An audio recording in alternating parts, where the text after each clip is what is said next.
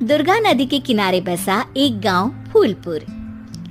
गांव में कुछ 100-150 लोग रहते थे। अंजलि, जो कि पास ही के जिले में रहती थी और 12वीं पास कर चुकी थी, उसके पिताजी ने बेटी को जल्दी विदा करने के लिए उसकी शादी फूलपुर गांव के मुकेश से करवा दी थी।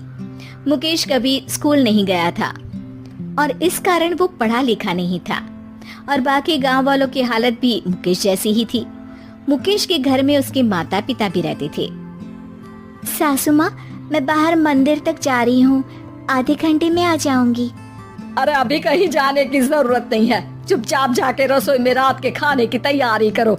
और ये घूंघट क्यों हटा लिया है तुमने? क्या पता नहीं कि इस गांव में औरतें बिना घूंघट के नहीं रहती? रात में अंजलि छत पर जाकर अपनी मम्मी से बात कर रही होती है। तभी गांव की 3-4 औरतें उसे देख लेती है और दरवाजे पर आकर उसकी सास से शिकायत करने लगती है। और क्या हुआ? अरे छत पे तो देखो, आपकी बहू मटक मटक के किसी से फोन पर बात कर रही है। दिन भर फोन पे लगी रहती है। अरे कल तो मंदिर के पास वो क्या कहते हैं, सेल्फी ले रही थी। शहर की बहू रखना अच्छा शान की बात है, पर देखना इसके लक्षण से ये तो तुम्हारे परिवार को बदनाम ना कर दे। ये पहली बार नहीं था जब सास से गांव के लोगों ने अंजलि की बुराई या शिकायत नहीं की हो। अब तो ये रोज की बात थी। अंजलि ये सब सुन लेती है। जब वो नीचे जाती है तो मुकेश भी वहाँ आ जाता है। सास कहती है, बेटा, लोग घर आकर शिकायत करने लगे हैं बहू के कामों की, देख लो। पति हो, संयम से रखो इसे। माँ जी, मैं तो अपनी माँ से बात कर रही थी क्योंकि यहाँ कोई बात करने लायक ही नहीं है और अब मैं माँ के पास ही रहूंगी। वहाँ क्या रहना, वहाँ बाहर के लोग तो ठीक है पर घर के लोग भी इज्जत ना दे सके। अरे नहीं नहीं अंजलि, ऐसा नहीं है, धीरे धीरे सब ठीक हो जाएगा, तुम फिक्र ना करो। अरे बस कुछ बोलना ही नहीं है, सर पे चढ़ा रखा है बहू को। सास मुकेश की नरम बात सुन के वहाँ से मुंह चढ़ाकर चली जाती है। मैं तो कहती हूँ हम दोनों शहर चले जाते हैं। मैं पढ़ी लिखी हूँ, मुझे वहाँ नौकरी भी मिल जाएगी और थोड़े दिनों में आप भी वहाँ कुछ काम ढूंढ लेना। अरे नहीं नहीं अंजलि, हम यहाँ ना गांव का खेत, माँ पिताजी को छोड़कर शहर नहीं जा सकते। माँ पिताजी को कैसा लगेगा और गांव वाले क्या सोचेंगे? ये कहकर मुकेश सोने चला जाता है और अंजलि की गांव वालों द्वारा बुराई का सिलसिला बहुत दिनों तक चलता ही रहता है। लेकिन अंजलि गुस्सा ना दिखाते हुए समझदारी से काम लेती है। बारिश का मौसम चालू हो जाता है। जोरदार बारिश से पूरे गांव में हाहाकार मच जाता है। दुर्गा नदी में बाढ़ आ जाती है और बाढ़ का पानी पूरे गांव की फसल तबाह कर देता है। फसल की ये हालत देखकर गांव वाले निराश हो जाते हैं और बात तो यहाँ तक पहुँच जाती है कि कुछ लोग तो अंजलि को इस सब का दोषी ठहरा देते हैं।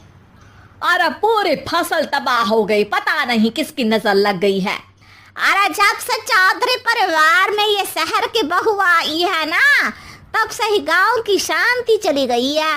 इसके कर्म कांड से माँ दुर्गा नदी भी खुश नहीं है। ये सब सुनकर बेचारी अंजलि रोते हुए अपने घर चली जाती है। कुछ दिन बाद सभी गांव वाले अपनी फसल का मुआवजा लेकर अपने अपने घर आते हैं। मुकेश भी 1500 लेकर आता है। अंजलि को जब पासबुक दिखाता है तो अंजलि हैरान हो जाती है। अरे, ये पासबुक में तो उन्होंने 4000 की एंट्री करी है और आपको सिर्फ 1500 दिए। सच में? अरे वो सरकारी अफसर आपको बेवकूफ़ बना रहे हैं। सरकार की तरफ से हमें 4000 मिले हैं लेकिन बाकी का सारा पैसा खुद ही खा रहे हैं। आप लोग के अनपढ़ होने का फ़ायदा उठा रहे हैं।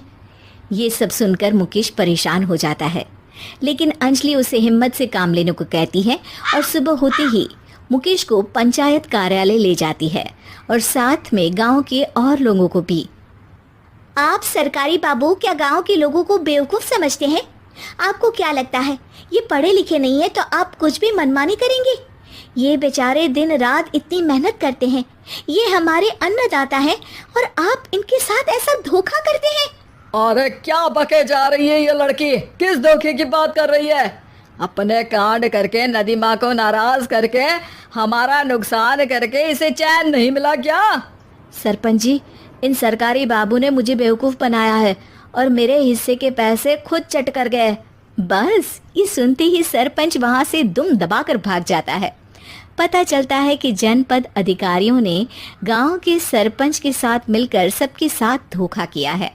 सब लोगों का विरोध शुरू हो जाता है और आखिर में अधिकारी सब गांव वालों के हिस्सों के बचे हुए पैसे उन्हें लौटा देते हैं और कई दिन तक सरपंच गांव में लौटता ही नहीं।